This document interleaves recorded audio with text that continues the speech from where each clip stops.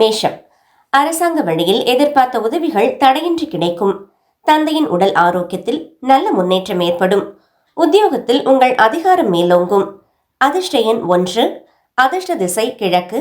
வழிபாடு சூரிய பகவானுக்கு கோதுமை சமர்ப்பித்து ஆதித்ய ஹிருதயம் வாசிக்கவும்.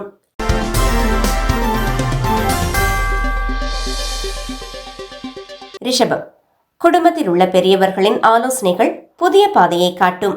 பழைய கடன்களை அடைப்பதற்கான வருமானம் வந்து சேரும். வாழ்க்கை துணையின் ஆதரவு உங்களுக்கு பெரும் பலமாக இருக்கும். அதிர்ஷ்ட எண் 7. அதிர்ஷ்ட திசை தென்கிழக்கு. வழிபாடு மகாலட்சுமிக்கு நெய்தீபமேற்றி லலிதா சகஸ்ரநாமம் பாராயணம் செய்யவும்.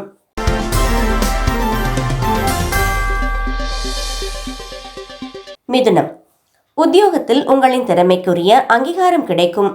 புதிய நண்பர்களின் அறிமுகத்தால் வியாபாரத்தில் லாபம் பெருகும். நீண்ட நாள் ஆசை ஒன்று நிறைவேறும். அதிர்ஷ்ட எண் 5. அதிர்ஷ்ட திசை வடக்கு. வழிபாடு பெருமாளுக்கு துளசி மாலை சார்த்தி வழிபட நன்மைகள் பெருகும்.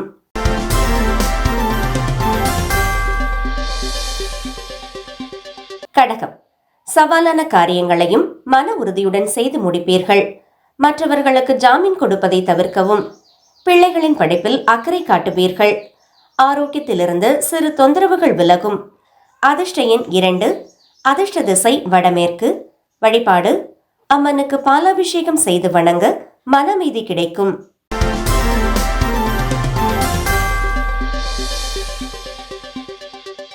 சிம்மம், உங்களின் நிர்வாகத்திறன் பளிச்சிடும் நாள். சமூகத்தில் உங்கள் மதிப்பு மற்றும் மரியாதை உயரும். பங்குச்சந்தை முதலீடுகள் மூலம் எதிர்பாராத லாபம் வர வாய்ப்புண்டு. கலைத்துறையினருக்கு புதிய ஒப்பந்தங்கள் கையெழுத்தாகும். அதிர்ஷ்ட எண் 1. அதிர்ஷ்ட திசை கிழக்கு. வழிபாடு சிவபெருமானை வில்வ இலைகளால் அர்ச்சனை செய்து வழிபட வெற்றி கிட்டும்.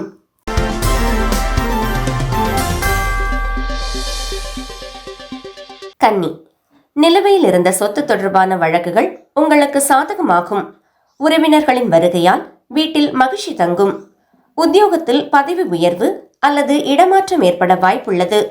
புதிய வாகன யோகம் உண்டு. அதிர்ஷ்ட எண் 5.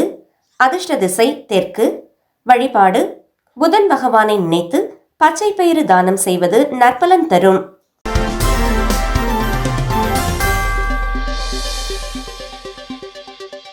துலாம், தைரியமான முடிவுகளை எடுத்து தொழிலில் முன்னேற்றம் காண்பீர்கள்.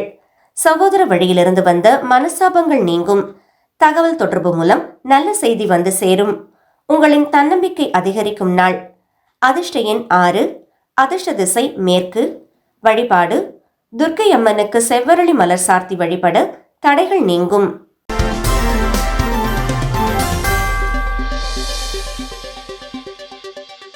விருட்சிகம், வாக்கு சாதுரியத்தால் கடினமான காரியங்களையும் சாதிப்பீர்கள். குடும்பத்தில் பணப்புழக்கம் அதிகரிக்கும். ஆபரணங்கள் சேர்க்கைக்கு வாய்ப்பு உண்டு. புதிய தொழில் தொடங்கும் ஆர்வம் மேலோங்கும். விருந்தினர்களின் வருகை உண்டு. அதிர்ஷ்ட எண் 9. அதிர்ஷ்ட திசை தெற்கு. வழிபாடு முருகப்பெருமானுக்கு விளக்கேற்றி கந்தசஷ்டி கவசம் வாசிக்கவும்.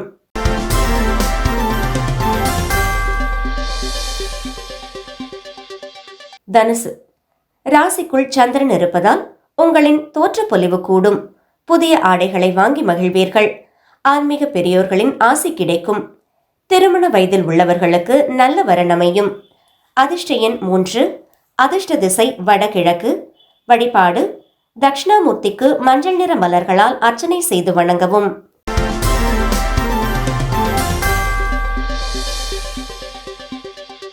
மகரம், செலவுகளை கட்டுப்படுத்தி சேமிக்க தொடங்குவீர்கள்.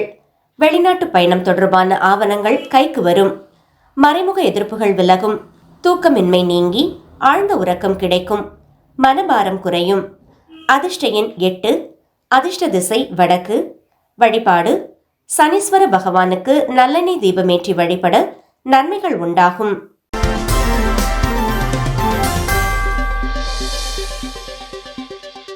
கும்பம், லாபகரமான முதலீடுகளை செய்வீர்கள். நண்பர்கள் உங்கள் முயற்சிக்கு உறுதுணையாக இருப்பார்கள். பிள்ளைகளால் பெருமை சேரும். நீண்ட நாள் கனவு நனவாகும் நாள். உத்தியோகத்தில் வேலைப்பளு குறையும். அதிர்ஷ்ட எண் 8.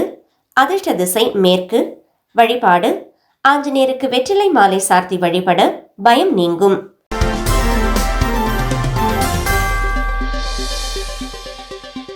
மீனம். தொழிலில் நிலவி வந்த மந்த நிலை மாறி விறுவிறுப்பு அடையும். அரசாங்க அதிகாரிகளின் உதவி கிடைக்கும்.